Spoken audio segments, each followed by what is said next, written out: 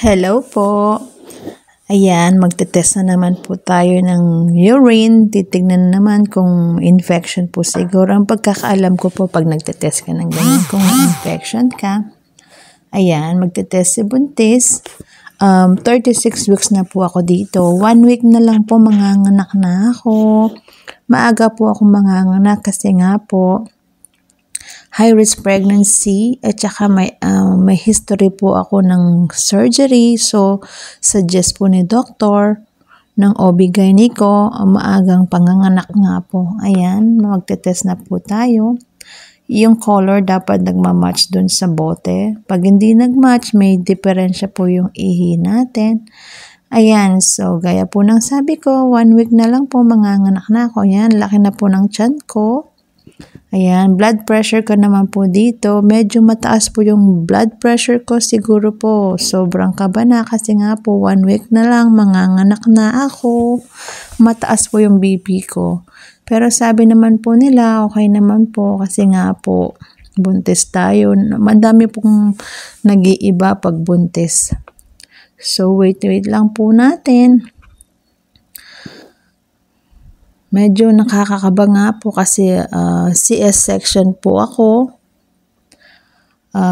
Ayan, punta na po ako ng clinic para checkan na po ako. Checkan yung heartbeat ni baby. Ayan, pakinggan po natin yung heartbeat ni baby.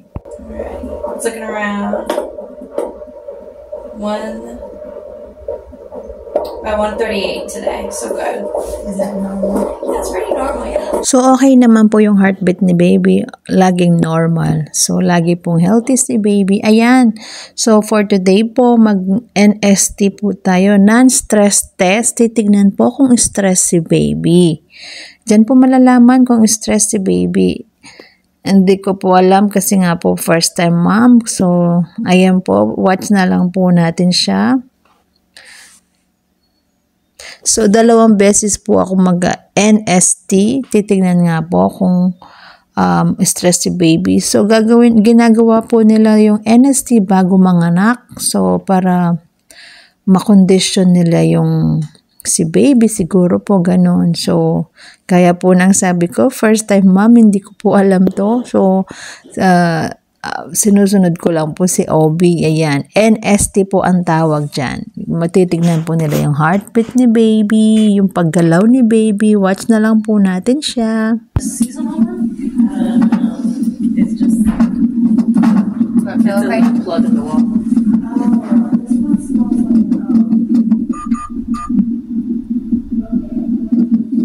Alright, and then this, whenever the baby moves, you'll just press this green button. Okay? Oh, okay. And then, so I'll be back in 10 minutes, okay? Alright. No, you'll put it in your mouth. Okay? What was your hand like? What they call this?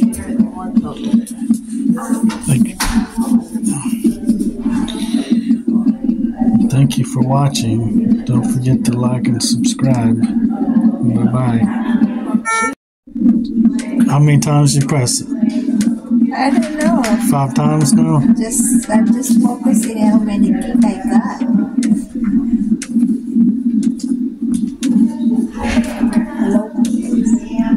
No.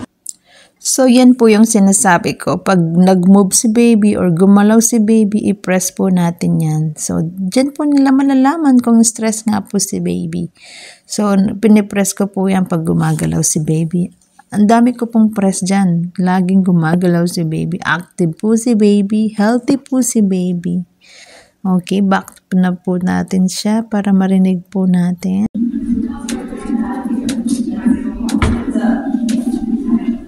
Get up, baby. I drink juice. Get up. So, baling 2 beses nga po ako mag-NST. So, after this po, balik na naman po ako bukas. So, magkasunod na araw lang po. I think 2 days na lang po dyan, manganganak na po ako. So, nakakakaba na, nakaka-excite. First time mom po. Watch nyo po yung mga videos ko.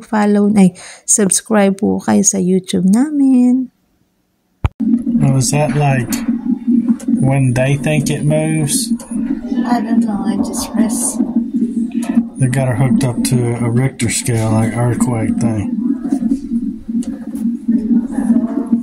It's just making a printout. So far, I just got to kick. Baby kick. Okay. Don't forget to like and subscribe. Yeah. Hey, I want to see you press the button. Not yet. Oh. Ding, ding, ding, ding, ding, ding. No, don't do that. No, I'm not. Okay, folks, it does work. I promise.